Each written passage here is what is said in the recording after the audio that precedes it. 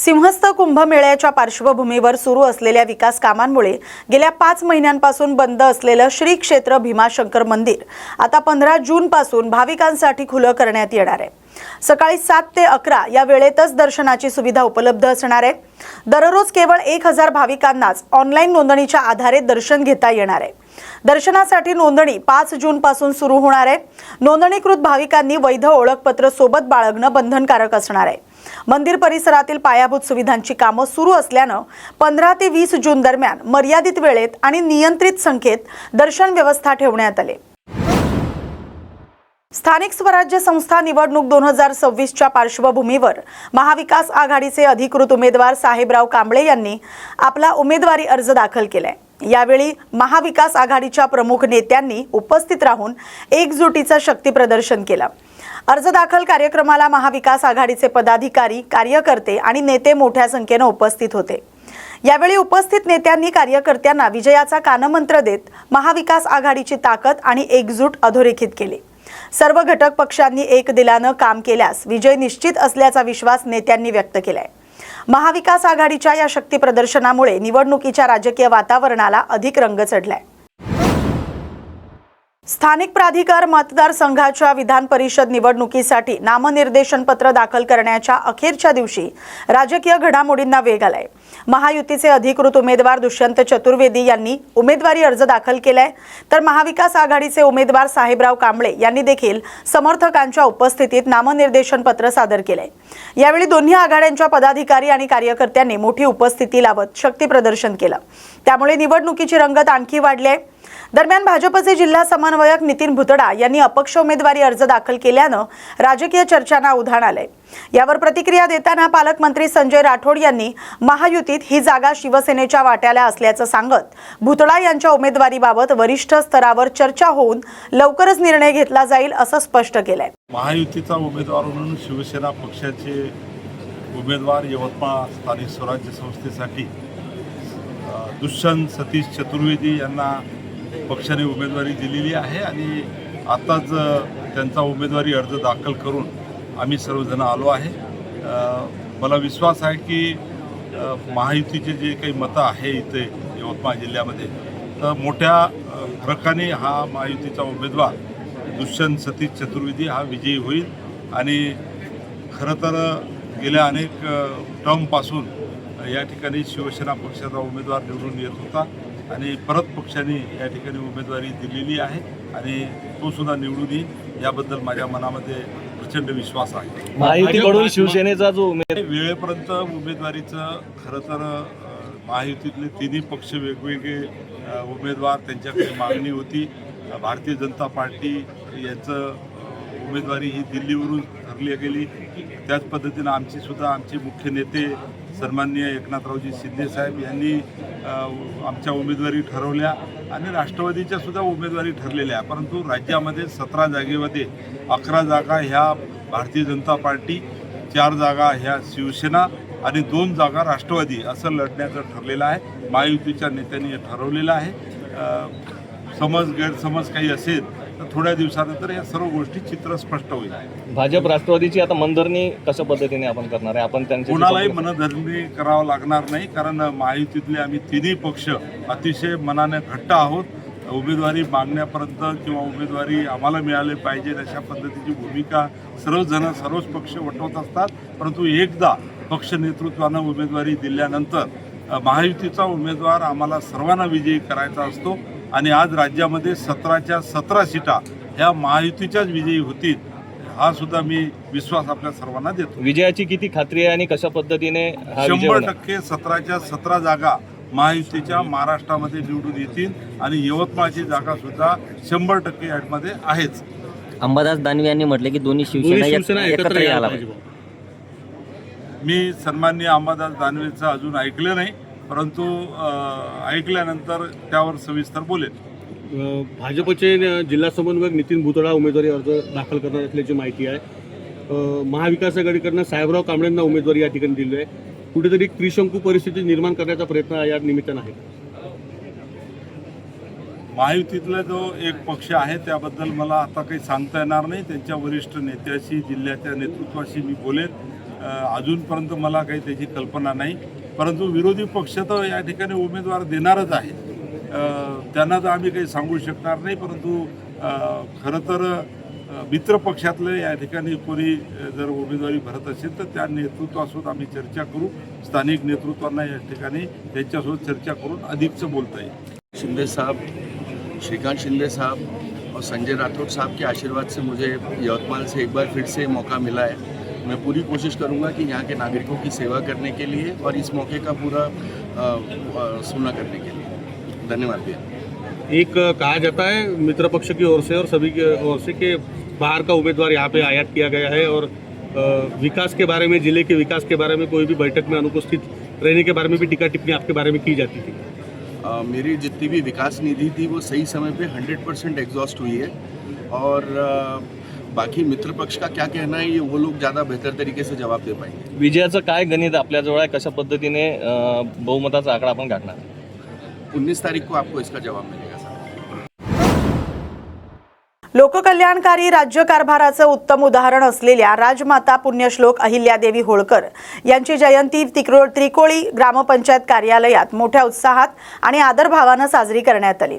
कार्यक्रमाची सुरुवात अहिल्यादेवी होळकर यांच्या प्रतिमेचं पूजन आणि पुष्पहार अर्पण करून करण्यात आली. यावेळी सरपंच, ग्रामपंचायत पदाधिकारी, कर्मचारी आणि ग्रामस्थ मोठ्या संख्येने उपस्थित होते. यावेळी मान्यवरांनी अहिल्यादेवी होळकर यांच्या न्यायप्रिय, लोकाभिमुख आणि विकासाभिमुख कार्याचा गौरव केला. महिला सक्षमीकरण, शेती, विकास तसंच देशभरातील मंदिर आणि धर्मस्थळांच्या जीर्णोद्धारासाठी त्यांनी दिलेलं योगदान आजही प्रेरणादायी असल्याचं वक्त्यांनी सांगितलंय. जयंतीनिमित्त ग्रामपंचायत स्तरावरील विविध विकास कामं आणि सामाजिक विषयांवरही चर्चा करण्यात आली. परभणी संबोधी अकादमीच्या वतीनं शहरातील महात्मा फुले विद्यालयात 25व्या रौप्य महोत्सवी सर्वधर्मीय सामूहिक विवाह सोहळा मोठ्या उत्साहात पार पडला. या सोहळ्यात 101 जोडपी विवाह बंधनात अडकली. राज्यमंत्री मेघना बोर्डीकर, माजी मंत्री राजेश टोपे, नानासाहेब कदम, डॉक्टर शिवाजी सुकरे यांच्यासह अनेक मान्यवर यावेळी उपस्थित होते. राज्यमंत्री बोर्डीकर यांनी सामूहिक विवाहाचं अनुदान 50,000 रुपये करण्यासाठी प्रयत्न करण्याचं आश्वासन दिले. पूज्य भदंत हर्षबोधी महाथोरेव यांच्यासह प्रमुख भदंत गणांच्या उपस्थितीत बुद्ध धम्म विधीनं हा सोहळा संपन्न झाला. अकादमीचे अध्यक्ष डॉक्टर भीमराव हत्ती अंबिरे यांनी गेल्या 25 वर्षांपासून विनाशुल्क सुरू असलेल्या या सामाजिक उपक्रमाची माहिती दिली. सेलू तालुक्यातील शिंदे टाकळी इथं मराठा आरक्षणाच्या प्रश्नामुळे मानसिक तणावात असलेल्या एका युवकानं शेततळ्यात उडी घेऊन आत्महत्या केली आहे. मृत युवकाचं नाव मुकेश रंगराव पवार असं आहे. मराठा समाजाला आरक्षण मिळावं या चिंतेतून त्यांनी हे टोकाचं पाऊल उचलल्याची प्राथमिक माहिती समोर आली. या प्रकरणी सेलू पोलीस ठाण्यात विठ्ठल पवार यांच्या खबरीवरून आकस्मिक मृत्यूची नोंद करण्यात आली. शिवसेनेचे अल्पसंख्याक आघाडीचे प्रदेशाध्यक्ष सईद खान यांना उमेदवारी जाहीर करण्यात आले. खासदार श्रीकांत शिंदे यांचे निकटवर्तीय म्हणून सईद खान ओळखले जातात. यापूर्वी ते खासदार भावना गवळी यांचे निकटवर्तीय म्हणून चर्चा होती. परभणी जिल्ह्यातील पाथरी येथील रहिवासी असलेल्या सईद खान यांना उमेदवारी देत अल्पसंख्याकांना देखील शिवसेना प्रतिनिधित्व देते असा संदेश एकनाथ शिंदे यांनी देण्याचा प्रयत्न केलाय. मुदखेड शहर काँग्रेस कमिटीच्या वतीनं शहर काँग्रेस कमिटी कार्यालय, ठाकरे चौक, मुदखेड इथं राजमाता पुण्यश्लोक अहिल्यादेवी होळकर यांची जयंती मोठ्या उत्साहात आणि आदरपूर्वक साजरी करण्यात आली. यावेळी ज्येष्ठ माजी नगरसेवक गोविंद गोपनपल्ले यांच्या हस्ते प्रतिमेचं पूजन करण्यात आलं. यावेळी उपस्थित मान्यवरांनी अहिल्यादेवी होळकर यांच्या प्रतिमेला पुष्पहार अर्पण करून अभिवादन केलं. तसंच त्यांच्या समाज हितकारी कार्याचा, आदर्श शासन कारभाराचा यावेळी गौरवपूर्ण उल्लेख करण्यात आला. उपस्थित मान्यवरांनी राजमाता अहिल्यादेवी होळकर यांच्या कार्याचा आदर्श समाजानं घ्यावा असं मत व्यक्त केलंय.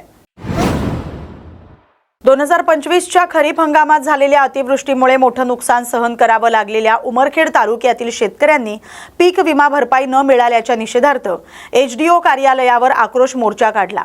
यावेळी शेतकऱ्यांनी एकत्र येत शासनाविरोधात जोरदार नाराजी व्यक्त केली आणि निवेदन सादर केलं. शेतकरी प्रतिनिधींनी सांगितलं की जून ते सप्टेंबर 2025 दरम्यान झालेल्या अतिवृष्टीमुळे पिकांचं मोठ्या प्रमाणात नुकसान झालं होतं. अनेक ठिकाणी पिकं वाहून गेली तर सुपीक जमिनीही खरडून गेली. प्रशासनाकडून पंचनामे, सर्वेक्षण आणि पाहणीची प्रक्रिया पूर्ण होऊनही तालुक्यातील एकाही शेतकऱ्याला पीक विम्याचा लाभ मिळाला नसल्याचा आरोप करण्यात आलाय। सध्या खरीप हंगाम तोंडावर असताना खत, बियाणं आणि औषधांच्या वाढलेल्या किमतींमुळे शेतकरी आर्थिक अडचणीत सापडलाय। त्यातच पीक विम्याची रक्कम न मिळाल्यानं शेतकऱ्यांमध्ये तीव्र नाराजी आहे। शेतकऱ्यांनी शासन आणि लोकप्रतिनिधींना 15 दिवसांचा अल्टिमेटम देत पीक विम्याचा प्रश्न तातडीनं मार्गी लावण्याची मागणी केली, अन्यथा तीव्र आंदोलन छेडण्याचा इशाराही देण्यात आलाय। आज उमरखेड यवतमाळ जिल्हा इथे जवाब दो आंदोलन साठी खरं तर आम्ही SDM ऑफिस इथे आलेलो आहोत। आपल्याला माहिती आहे की महाराष्ट्रभरामध्ये यवतमाळ जिल्हा हा आत्महत्याग्रस्त शेतकरी जिल्हा म्हणून ओळखला जातोय, पण ह्या जिल्ह्यातील सगळ्याच तालुक्यातील पीक विमा वगळला गेलाय। खरं तर इथले जे राज्यकर्ते असतील, विरोधी पक्ष असो का किंवा सत्तेचे राज्यकर्ते असतील, खरे तर यांना दिसत नाही का? खरं तर आम्हाला हे म्हणायचंय की आपल्या जिल्ह्यामध्ये पालकमंत्री आहेत, खासदार आहेत, आमदार आहेत, यांच्या नाकर्तेपणामुळे खरं तर आपला पीक विमा वगळला जातोय। का तर यांना समोरील काळामध्ये यांना शेतकऱ्यांची गरज नाहीये का? खरं तर यांना शेतकऱ्यांचे मतदान पाहिजे नाहीयेत का? खरं तर शेतकऱ्यांच्या मतदानावर मोठी झालेली आहे। राज्यकर्ते असतील किंवा पालकमंत्री असतील, कोणी असेल, पालकमंत्री असतील, आमदार असतील, खासदार असतील, जे कोणी असतील, त्यांना शेतकऱ्यांच्या वेदना दिसत नाहीयेत का? आपल्याला माहिती आहे की उमरखेड तालुक्यामध्ये जे पहिल्या पावसाने थैमान घातलं होतं, त्या पावसामध्ये अखंड शेतकरी राजा नास्तीनाबूत झालेला आहे। फक्त त्याच्या हाताला चिखल लागलेला आहे, कुठेही पीक हा आलेले नाहीये। अशा अवस्थेत आज त्याच्या घरावर पूर्णपणे संकट आलेलं आहे आणि या संकटामध्ये जर त्याला पीक विमा मिळाला नाही तर त्यांनी काय करायचं? अजून त्यांनी आत्महत्या करायच्यात का? अजून आपल्या जिल्ह्यातील त्यांना आत्महत्या पाहायच्यात का? खरं तर आज इथल्या प्रत्येक शेतकऱ्यांचा टाळो आहे हा त्यांना ह्या त्यांच्या वेदना आहेत, खरं तर या त्यांनी समजून घ्याव्यात। जर ह्या आंदोलनातून त्यांनी समजून नाही घेतल्या तर इथला प्रत्येक शेतकरी हा आक्रमक आणि तहाकतेने पुढे आलेला आहे आणि निश्चितपणे हा त्यांना सोडणार नाही। खरं तर याला शासन आणि प्रशासन दोन्ही जबाबदार आहेत, कारण दोघांचंही दोघांची ही जबाबदारी आहे की शेतकऱ्यांचा विमा त्यांच्या पदरात पाडून देणे। फक्त शेतकऱ्यांनी लढणं एवढंच नाही तर कुठेतरी राज्यकर्त्याचं सुद्धा काम आहे। माझा जो शेतकरी राजा आहे त्याला शेतविमा भेटला पाहिजे, त्याच्या घरची चूल पेटली पाहिजे। आज शेतकऱ्याने बी बियाणं कोणाचं उसनवारी करून आणली असेल, पण उद्या पेरायचं कसं हा सुद्धा त्यांच्यासमोर खूप मोठा प्रश्न उभा राहिला आहे। त्यासाठी सुद्धा काहीतरी त्यांचे जे खत बी बियाण्याचे भाव वाढले आहेत त्यासाठी सुद्धा त्यांनी प्रयत्न करावे। आम्हाला निश्चित माहिती आहे आम्ही म्हणल्यानंतर ते करणार नाहीत, पण आम्ही त्यांना जबाब विचारण्यासाठी आलेलो आहोत की तुम्ही करणार आहात का? तुम्ही शेत विमा देणार आहात का? तुम्ही जर पीक विमा देणार नसाल तरी सुद्धा शेतकऱ्यामध्ये एवढी ताकद आहे की स्वतःच्या जिद्दीच्या जोरावर निश्चितपणे तुम्हाला तुमचा जो शेत विमा आहे तो पदरात पाडून घेतील, पण येणाऱ्या काळामध्ये